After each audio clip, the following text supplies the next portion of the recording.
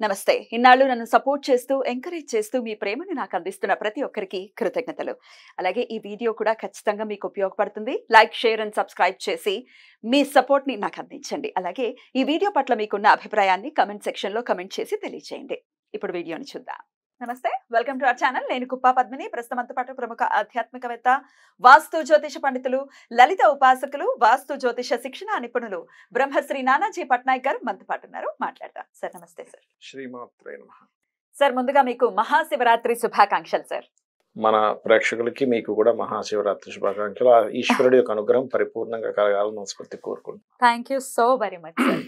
మహాశివరాత్రి మాఘమాసం, నిజంగా మాఘమాసమే పుణ్యం చేసుకుందేమో కదా.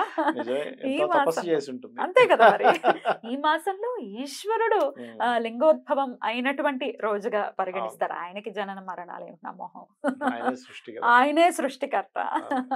కానీ లింగ రూపాన్ని ధరించినటువంటి రోజుగా మనం సెలబ్రేట్ చేసుకుంటూ ఉంటాం, మనం జరుపుకుంటూ ఉంటాం.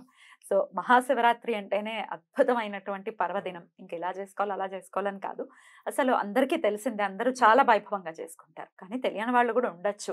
ప్రత్యేకించి కొన్ని సీది కాలం అంటే తెలియని వాళ్ళు ఉండొచ్చు. అసలు ఎందుకు చేస్తామో తెలియదు, మామూలుగా ఏదో పండగ జరుపుకోవడం అని అనుకుంటూ ఉంటారు. కానీ మరి యూట్యూబ్ వచ్చిన తర్వాత అందరూ చక్కగా చెప్తూ ఉన్నారు. సో మరొకసారి మహాశివరాత్రి వైశిష్ట్యాన్ని గురించి ఖచ్చితంగా మాట్లాడుకోవాల్సినటువంటి రోజు కాబట్టి చెప్పండి సార్, ఎలా మనం ఆ రోజున ఎలా స్వామి సేవని చేసుకోవచ్చు? తప్పకుండా. అసలు ఫస్ట్ ఆఫ్ ఆల్ మనం లింగోద్భవ కాలం అప్పుడే ఎందుకు జరిగింది, శివరాత్రి జరుపుకోవడం ద్వారా కర్మలు తొలగిపోతాయి అంటారు. ఎందుకంటే జన్మకు ఒక శివరాత్రి అంటారు, వినే ఉంటారు కదా. ఎందుకు ఈ జన్మకు ఒక శివరాత్రి అంటారు, ఎందుకు కర్మలు తొలగాలి అంటే, మీరు కనుక శివరాత్రి రోజు, ఎప్పుడు శివరాత్రి అయినా సరే ఆ రోజు గ్రహస్థితి చూస్తే రవి కుంభరాశిలోని మకరంలో చంద్రుడు ఉంటాడు. అంటే రవిచంద్రులు ఇద్దరు కూడా కుంభ మకర రాశులు, అంటే కర్మస్థానాల్లో ఉంటారు. ఆ రోజు కర్మస్థానాల్లో వీళ్ళిద్దరు ఉన్నప్పుడు వీళ్ళిద్దరు ఏమిటి, పార్వతీ పరమేశ్వరులే, ఆ యొక్క ఈశ్వరుడే, ఆ యొక్క విష్ణువే, ఆ యొక్క అమ్మవారే వాళ్ళ నేత్రాలుగా ఈ విశ్వాన్ని మొత్తం నడిపిస్తున్నారు అంటారు. అంటే రవిచంద్రులు ఎవరో కాదు, భగవత్ శక్తే ఆ తల్లిదండ్రి రూపంలోని. మనకి జ్యోతిష్ శాస్త్రంలో కూడా రవి తండ్రికి కారకుడు, చంద్రుడు తల్లికి కారకుడు అంటూ ఉంటారు.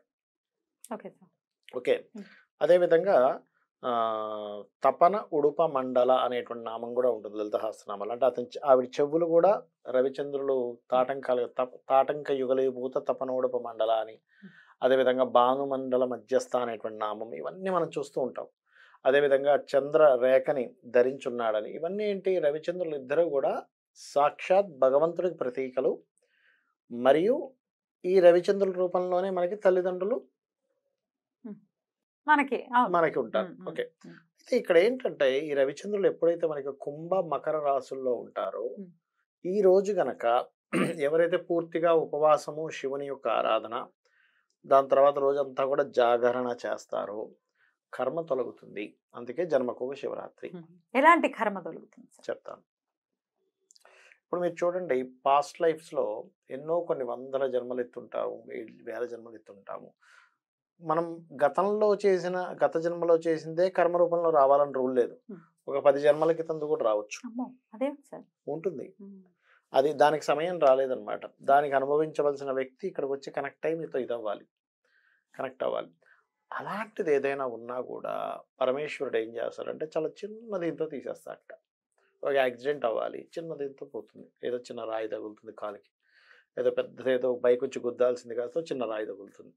అలా ఏంటంటే, మనకి పూర్వజన్మల్లో ఎటువంటి కర్మలు ఉన్నా సరే తొలగించేటువంటి శక్తి శివరాత్రికి ఉంటుంది అని చెప్తారు. అయితే ఇందులో కొన్ని నియమాలు ఉంటాయి దీనికి. ఎలాగా అంటే, కొంతమంది చూడండి ఏం చేస్తారు, నేను రాత్రి జాగరణ ఉంటాను కాబట్టి ఉదయం పూట కాసేపు పడుకుంటా అనుకుంటారు.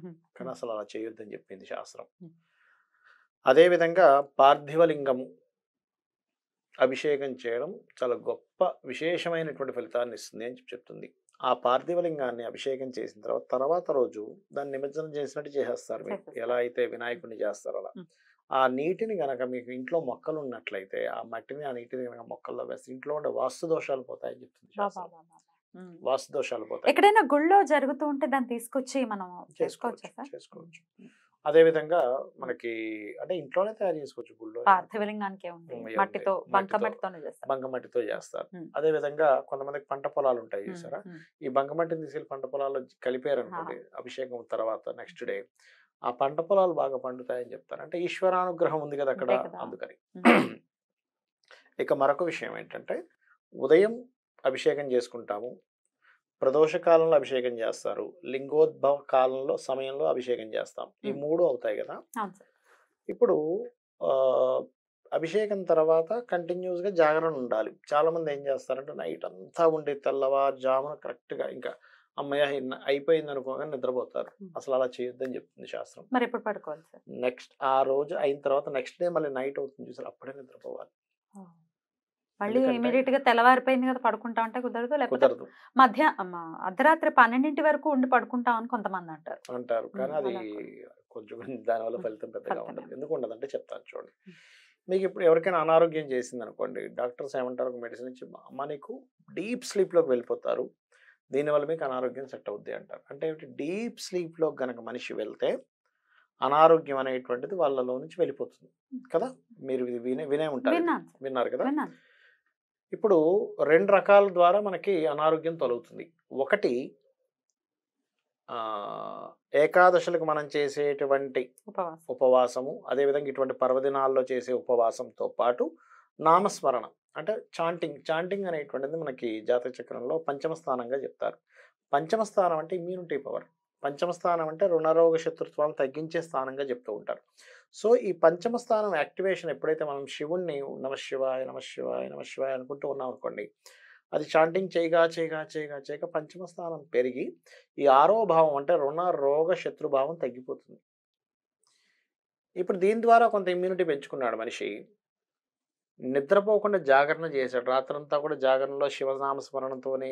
ఇప్పుడు మనకి వైకుంఠపాలు ఆడతారు అంటే ఏమిటి, మీకు లైఫ్లో జరగాల్సినటువంటిది ఏదైతే అప్ అండ్ డౌన్స్ ఉంటాయో వైకుంఠపాలు అందుకు వాడతారు. ఎలా ఆడాలి, నమశివాయ మంత్రం చేస్తూనే ఆడాలి, సరదాగా సరదాగా అడ్డం కాదు. అరే రే ఆటలు కాస్త ప్యాకెట్లోకి వచ్చేసి అంటే ఏమిటి, నీకు లైఫ్ లో నిత్యంలో ఉంటాయి, మింగడము ఉంటుంది లైఫ్ లో అని చెప్పి మనకి ప్రాక్టికల్ గా తెలియడం కోసం అదే ఆడుకోవచ్చు కానీ ఇంకే ఆటలు ఆడుకోవడం, లూడోలు గీడోలు ఆడకూడదు, సెకండ్ షో సినిమాలు, ఫుల్ ఎంటర్టైన్మెంట్లు కాదు. అయితే ఈ రాత్రంతా జాగరణ నుండి నెక్స్ట్ డే మార్నింగ్ నిద్రపోకుండా అలాగే ఆపుకొని మళ్ళీ నెక్స్ట్ డే మనం పూజాది కార్యక్రమాలు ముగించుకొని రాత్రికి నిద్రపోతే ఎంత మొత్తం నిద్ర వస్తుందంటే అసలు అంత డీప్ స్లీప్ లోకి వెళ్ళిపోయేసరికి మీకు ఉన్న లోపల ఏదైనా అనారోగ్యం ఉంటే తొలగిపోతుంది. అందుకని ఈ పద్ధతి తీసుకొచ్చారు. అంటే లైఫ్ లో ఒక్కసారైనా సరే ఈ ప్రక్రియ పాటించాలి బాడీ. ఏకాదశికి ఎలా అయితే మనం ఉపవాసం ఉంటామో దీంతో పాటు ప్రతి శివరాత్రికి జాగరణ చాలా ముఖ్యం. మరి మర్నాడు ఆఫీసులు ఉన్నాయండి, ఇంకేవో సాఫ్ట్వేర్ వాళ్ళకైతే ఈసారి కాస్త బెటర్ గానే వస్తుంది, ఎందుకంటే శుక్రవారం పడింది, శనివారం ఎలాగో హాలిడే కాబట్టి పర్వాలేదు, కానీ చేయవలసిందే చేయాలి. ఎందుకంటే కోటి జన్మల పుణ్యం నమశివాయ మంత్రం మనం పలకగలము. ఇది శాస్త్రంలో శివపురాణంలో ఉన్న విషయం నేను చెప్తుంది కదా, కోటి జన్మల పుణ్యం ఉంటేనే నమశివాయ అనగలమంట. కొంతమంది అంటుంటారు చూసారు, దేవుడు లేడు, ఏమిటి మీరు మూఢంగా ఉన్నారని. నాకేమనిపిస్తుంది అంటే అయ్యో పాపం వాడికి పుణ్యం లేదు, అందుకే అలా అంటారు. పుణ్యం లేదు కాబట్టి దేవుడు లేడు అంటాడు. దేవుడు లేడు అన్న మాటలోనే దేవుడు ఆ వర్డ్ ఉంది. పుణ్యం లేదు కాబట్టి లేడనే ఫీలింగ్ లో ఉన్నాడు. అందుకని జాలేస్తుంటది, అయ్యో పుణ్యం ఉండుంటే పాపం దేవుడు ఉన్నాడని నమ్మేవాడు కదా. ఎప్పటికోప్పటికి వాళ్ళకి పుణ్యం రావాలని మనం ప్రార్థించాలి. అయితే ఈ రకంగా చేయడం వల్ల ఏమవుతుందంటే మనకి ఏదైనా ఇప్పుడు మనం ఒక పని అవ్వాలనుకోండి, పూర్వజన్మ పాపం అడ్డుపడుతూ ఉంటుంది. ఆ పాపం అనేటువంటి తీసేస్తేనే గానీ మనం చేసే పని ప్రయత్నానికి ఫలితం ఉండదు. కాబట్టి ఇది పాటించాలి. ఈ విధంగా చేసుకోవాలి. అద్భుతం సార్, అద్భుతం. సో ఖచ్చితంగా స్వామి అభిషేకాది మనం ఏ గుళ్ళో అయినా చక్కగా జరుగుతూనే ఉంటుంది. అయితే నిషేధి కాలంలో అంటే అర్ధరాత్రి సుమారు 12 గంటల 2 నిమిషాల లింగోద్భవ కాలము అని అంటారు. ఆ సమయంలో శివపార్వతులు మమేకమైనటువంటి సమయంగా చెప్తుంటారు. ఆ సమయంలో మమేకం అవటం ఏంటి, ఆ సమయంలో అభిషేకం చేయటం ఏంటి, దీని అంతరార్థం ఏంటి సార్? ఇప్పుడు శివపార్వతులు ప్రత్యేకంగా మమేకం అవడం కాదు, శివపార్వతులు ఒకటే. ఇంకా మీకు వినే ఉంటారు, ప్రదోష కాలంలో కూడా శివపార్వతులు తిరుగుతూ ఉంటారు. గణాలతో. దోషము అంటే చీకటి అని అర్థం ఉమ్. సంస్కృతంలో. ఉమ్. ప్రదోషం అంటే చీకటికి ముందు ముందు. ప్రదోషము. సాయంత్ర సమయంలో శివపార్వతులు గణాలతో తిరుగుతూ ఉంటారని, అదేవిధంగా తదాసు దేవతలు కూడా తిరుగుతూ ఉంటారు అంటూ ఉంటారు. అందుకే సాయంత్రం పూట మీరు ఏది కూడా మంగళకరమైన మాటలే మాట్లాడాలి, అమంగళకరమైన మాట మాట్లాడకూడదు అంటూ ఉంటారు. అయితే ఇక్కడ మనం అర్థం చేసుకోవాల్సింది ఏమిటంటే, ఈ మమేకము అవ్వడము అనేటువంటిది ఏంటంటే శివుడు వేరు పార్వతీదేవి వేరు కాదు. ఇక్కడ బాగా అర్థం చేసుకోవాలి. దీపము వెలుగు ఎలాగో వీళ్ళిద్దరు అంతే. దీపం లేకుండా వెలుగు ఉండదు, వెలుగు లేని దీపం ఉండదు. అంతేగాని ప్రత్యేకంగా మనం మమేకం అవడం కాదు, మనం అలా ఫీల్ అయి చేసుకుంటున్నాం. అలా చేసుకోవడం ద్వారా మనం తరించడానికి, అంతేగాని మరొకటి ఏం కాదు. అయితే ఆయన లింగోద్భవం రూపాన్ని తీసుకున్నటువంటి అంటే లింగ రూపాన్ని తీసుకున్నటువంటి రోజుగా మహాశివరాత్రి జరుపుకుంటాము. కళ్యాణం కూడా చేస్తారు శివపార్వతులకి. అది లోక కళ్యాణార్థం చేసేటటువంటి క్రతువు కూడా. అయితే లింగ రూపం తీసుకోవటం ఏమిటి ఈశ్వరుడు అంటే దానికి చెప్తాను. మనకు చూడండి, మనం ఒక సర్కిల్ గీసాను అనుకోండి ఉదాహరణకి. ఈ సర్కిల్లో ఇదంతా ఉంది. ఈ ఏరియాకు ఒక సర్కిల్ గీసాం. ఈ ఏరియాలో ఒక సర్కిల్లో ఇదంతా ఉంది. విశ్వం మొత్తం సర్కిల్ గా తీసుకుంటే ఎలా ఉంటుందంటే ఒక అండాకారంలో ఉంటుందట. లింగం కూడా మీరు గమనించండి, గుండ్రంగా ఉంటుంది ఇలా. అంటే ఏంటి, విశ్వం మొత్తం ఒక రూపు దాలిస్తే లింగ రూపంలో ఉంటుంది అని చెప్పడానికి. ఈ విశ్వాన్ని మొత్తం ఒక దగ్గర పెట్టి చూడాలి అంటే ఏంటి ఆ రూపము అంటే లింగము. లింగం చూస్తే సరిపోతుంది. లింగం చూస్తే సరిపోతుంది. అలాగా లింగం చూస్తే సరిపోతుంది. అది కూడా పాము పట్టం ఎటు ఉండాలి, ఉత్తరం వైపు ఉండాలి. చాలా మంది తెలియకల్లో నేను చూస్తుంటాను కదా, దక్షిణం పెట్టేస్తారు, తూర్పు పెట్టేస్తారు. అంటే అది ఇటు పెట్టాలని తెలియదు చాలా మందికి. ఉత్తరం వైపు పాము పట్టం పెట్టాలని కూడా చాలా మందికి తెలియదు. ఎందుకంటే ఉత్తరాన్ని కుబేరుడు కారకుడు. నువ్వు అంటే ఉత్తరం వైపు నువ్వు వేసినటువంటి జలాలు కనుక పడినట్లయితే నీకు ఐశ్వర్య సిద్ధి లభిస్తుంది. అది అద్భుతం, అద్భుతం. సో ఇక ఇంట్లో స్వామిని చాలా మందికి ఈ డౌట్ కూడా ఉంటుంది సార్, లింగం ఇంట్లో ఉండొచ్చా, ఇంట్లో ఉండకూడదు లింగం, ఇట్లా ఏవో రకరకాలు చెప్తూ ఉన్నారు కాబట్టి. అయితే లింగానికి మరి ఒకవేళ ఇంట్లో ఉంటే నిషేధి కాలంలో అంటే అర్ధరాత్రి స్వామికి అభిషేకం మనం ఎవరిళ్లలో వాళ్ళు చేసుకోవచ్చా? ఎందుకు చేసుకోకూడదమ్మా, ఖచ్చితంగా చేసుకోవచ్చు. అంటే ఒకటి ఇక్కడ ఒకటే ఏంటంటే, ఉదయం నుంచి శివరాత్రి రోజు ఉదయం మొట్టమొదటిగా ఉదయ సమయంలో చేస్తాము. ఇంకా కొంతమంది అయితే కంటిన్యూ చేస్తూనే ఉంటారు రాత్రి సమయం వరకు, లింగోద్భవ కాలం వరకు కూడా కంటిన్యూస్ గా చేసే వాళ్ళు ఉంటారు. అభిషేకం చేస్తూనే ఉంటారు. అంటే వాళ్ళు ఒకటే, నేను చాలా మందిని అలా భక్తిగా చేసే వాళ్ళని అడిగాను, ఏమంటే మీకు ఇంత ఓపిక ఏమిటండి అంటే, వాళ్ళు అన్నది ఒకటే మాట, ఈ జన్మలో నాకు స్పృహ ఉంది ఈశ్వరుడు అని, మళ్ళీ జన్మ ఎత్తుతానో లేదో, అప్పుడు స్పృహ ఉంటుందో లేదో, అప్పుడు నేను చేస్తానో లేదో. అందుకని కడుపు నిండా చేసేసుకుంటున్నారు. అద్భుతం, అద్భుతం. అలా చేయాలి, అలా చేయాలి. అంటే నాకు ఇప్పుడు తెలిసింది, ఇది ఈశ్వరుడు ఈ జగత్తును మొత్తం చూసేవాడు అతను అని నాకు అర్థమైంది. రేపొద్దున ఇంకో జన్మ ఎత్తితే నాకు అప్పుడు తెలియదుగా. సో ఇంట్లో ఉంటే చక్కగా ఓం నమః శివాయ అనుకుంటూ నిషేధి కాలంలో అభిషేకం చేసుకోవచ్చు. ఒకటి, ఎవరికైనా అప్పులు బాగా ఉన్నటువంటి వారు బిల్వపత్రంతో చేస్తే మంచి ఫలితాలు ఉంటాయి. ఎలా, ఏం చేయమంటారు? బిల్వపత్రంతో అభిషేకం చేసుకోవడం, బిల్వపత్రాన్ని శివుని మీద పెట్టి నీటితో అభిషేకం చేయడం, అప్పులు బాగా ఉన్నటువంటి. ఎలాంటి నామంతో చేయాలి? ఎలాంటి నామంతో అంటే నమశివాయ నామే. నమ్మక చమకాలు వస్తే నమ్మక చమకంతో చేస్తారు, నమశివాయ నామే. అదేవిధంగా వివాహం అవ్వటం లేదు, చెరుకు రసము లేదా చక్కెరతో. గురుబలం పెరగాలి, సంతానం కలగట్లేదు, అలాంటప్పుడు గంధపు నీరు లేదా పసుపు నీరుతో అభిషేకం చేయడం. మరికొంతమందికి శత్రుబాధలు ఎక్కువ ఉంటాయి, అలాంటప్పుడు శాస్త్రంలో చెప్పబడిన ఒక ఇదేంటంటే, శివలింగం మీద ఒక తెల్లటి వస్త్రాన్ని వేసి ఆవాలతో అభిషేకం చేస్తారు, డైరెక్ట్ గా చేయరు, ఆ రకంగా చేస్తారు. గురుబలం పెరగాలి, నెయ్యితో అభిషేకం చేస్తారు, నెయ్యితో అభిషేకము. ఇంకొంతమంది శత్రుబాధలు ఎక్కువగా ఉన్నప్పుడు ఎర్రటి పుష్పాలతో కానీ దానిమ్మ గింజలతో కానీ చేస్తారు. అది ధనప్రాప్తి కోసం తేనెతో అభిషేకం చేస్తారు. ఈ రకంగా రకరకాల అభిషేకం. ఏ కోరిక కావాలన్నా కేర్ ఆఫ్ అడ్రస్ ఈశ్వరుడే.